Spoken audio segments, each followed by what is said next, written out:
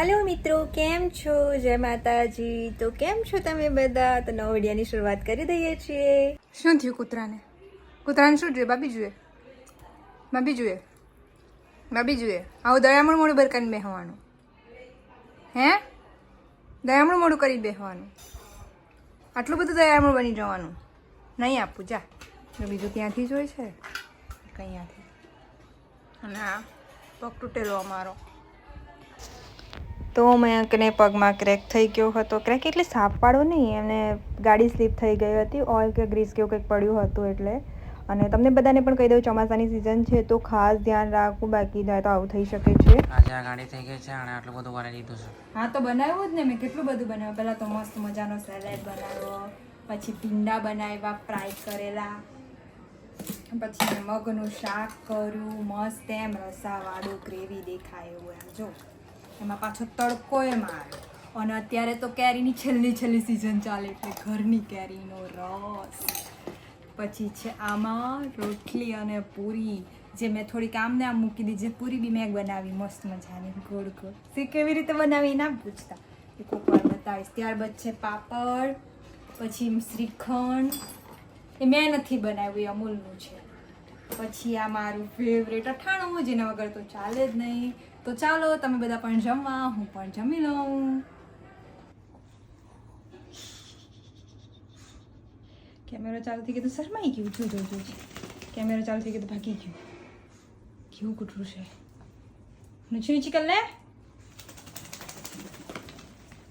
તો બની માતા સુકાઈને પાછા ગાંડા પણ થઈ ગયા છે. અમારા બની મેડમ ગમે એટલા સારા નવડાવો ધોવડાવો, ચોચીવાળો પાછા ગંદા થઈ જ જાય છે. અને અહીંયા રહી બારબી વરસાદમાં નાવા જવાનો. બાર વરસાદ આવે છે ને હે? તો 4-5 દિવસ આમ જ થઈ ગયા. 4-5 દિવસની આમ તો જો કે અઠવાડિયું થઈ ગયું છે. અને વચ્ચે કંઈ પણ શૂટ કરવાનો ટાઈમ નથી મળ્યો. અને સ્ટાર્ટિંગનો વિડીયો અને આ વિડીયો કદાચ સેમ હશે, કારણ કે એક જ દિવસ શૂટ થયું. હું સ્ટાર્ટિંગ લેવાનું ભૂલી ગયેલી હતી. અને હવે અગાડીનો વિડીયો કન્ટિન્યુ કરી અને બહાર બતાવું કે કેવો વરસાદ ચાલે છે. આ પૂછડું સાથે જ આવે છે.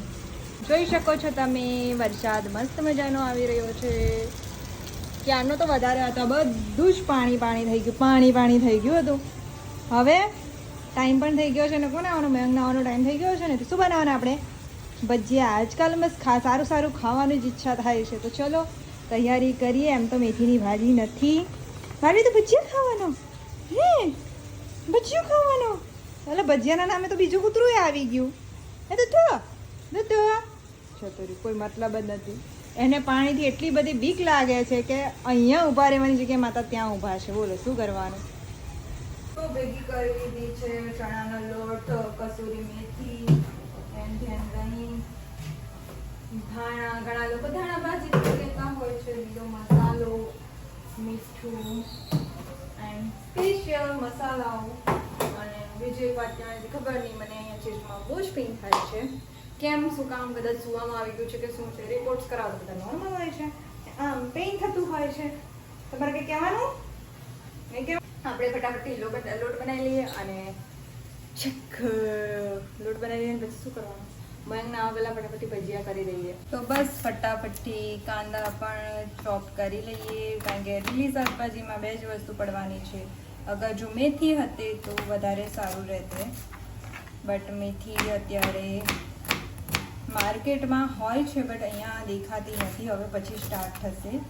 તો ઘણા દિવસથી આવી ચૂક્યો છે. સુરત હતી ત્યારે પણ આવી ગયો હતો. પણ અને વરસાદ અને ભજીયાનું કોમ્બિનેશન એવી રીતનું હોય છે કે શું કહેવું એના વિશે મારે. તમે બધાએ પણ ભજીયા ખાધા છે કે નહીં? કમેન્ટ જરૂરથી કરજો.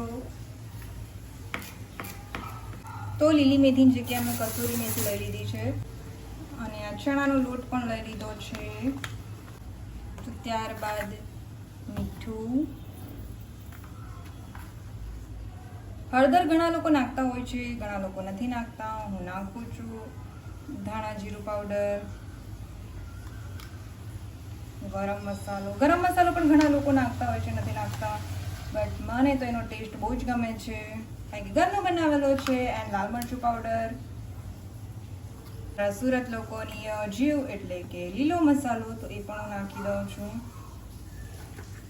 ત્યારબાદ અજમો પણ નાખી દઉં છું, જેથી કરીને ડાયજેશનમાં સારું રહે. નાખું છું. એમ તો દહીં પણ નાખી શકો છો, બટ મેં દહીંનું પાણી લીધું છે. સારી રીતે મિક્સ કરવાની છે અને મિક્સ થઈ જાય પછી પાણી એડ કરી દઈશું. તેમાં લીંબુનો રસ પણ નાખી દઈશું. અને હા, તમે લીલા મરચાં કટકા કરેલા પણ નાખી શકો છો, પણ મેં આમાં નથી એડ કર્યા બિકોઝ કે મેં લીલો મસાલો એટલે ઓપ્શનલ છે. ટેસ્ટ વધારે મસ્ત જોઈતો હોય જો તમે લીલું મરચું ને લાલ મરચું ઓછું નાખો તો તમે નાખી શકો છો. તો હવે આમાં પાણી એડ કરીને લોટ બનાવી લઈશું અને પછી બતાવીએ તમને. તો આપણો લોટ તૈયાર થઈ ગયો છે. હવે એની વેઇટ કરીએ. નહીં ધોઈને આવી ગયા છે. તેલ જે છે એ થોડું ગરમ થઈ ગયું છે મસ્ત મજાનું. હવે એની અંદર આપણે જે ભજીયા પાવડર એટલે કે ખાવાનો સોડા આવે છે એ નાખી દઈએ, જેથી કરીને ફૂલાયેલા ગોટા જેવા મસ્ત ભજીયા થઈ જાય. અને માપે ક્વોન્ટિટી નાખવાની, જેથી કરીને બહુ ગોટા જેવા પણ નહીં થઈ જાય. તો આપણું ઓઇલ જે છે થઈ ચૂક્યું છે, તો આપણે હવે એની અંદર ભજીયા નાખી દઈએ.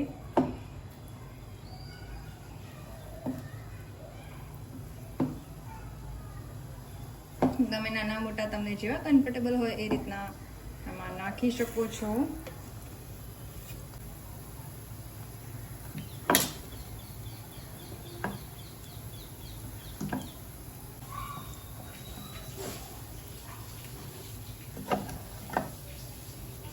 તો અહીંયા ભજીયાને અલટ પલટ કરી લેવાના. હજુ થોડા થોડા કાચા છે. અને આમાં તમે કેળું છે, બટાકા છે, તમારી ચોઈસના વેજીટેબલ પણ ચોઈસ કરી શકો છો.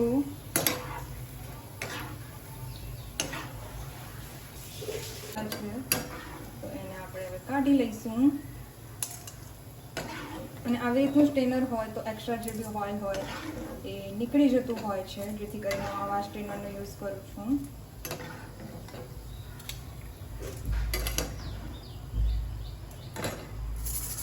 જોઈ શકો છો કેવો મસ્ત મજાનો અવાજ આવે છે. ગરમા ગરમ કોફી અને ભજીયા થઈ ગયા છે રેડી. કેટલા મસ્ત મજાના થઈ ગયા છે અને મને તો મોઢામાં પાણી આવે છે.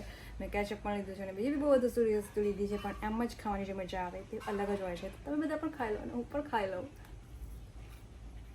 બહુ જ ટેસ્ટી બન્યા છે અને અહીંયા બની અને બારબીન તમે જોઈ શકો છો. રાહ જોઈને બેઠી જાય. ભજીયા ખાવાની વસ્તુ જ તમારે ભજીયા ખાવાની વસ્તુ છે તો વાંધો નહીં. અહીંયા સુધીનો છે તો વિડીયો મળે બીજા વિડીયોમાં. જોતા રહો વિડીયો. Bye bye.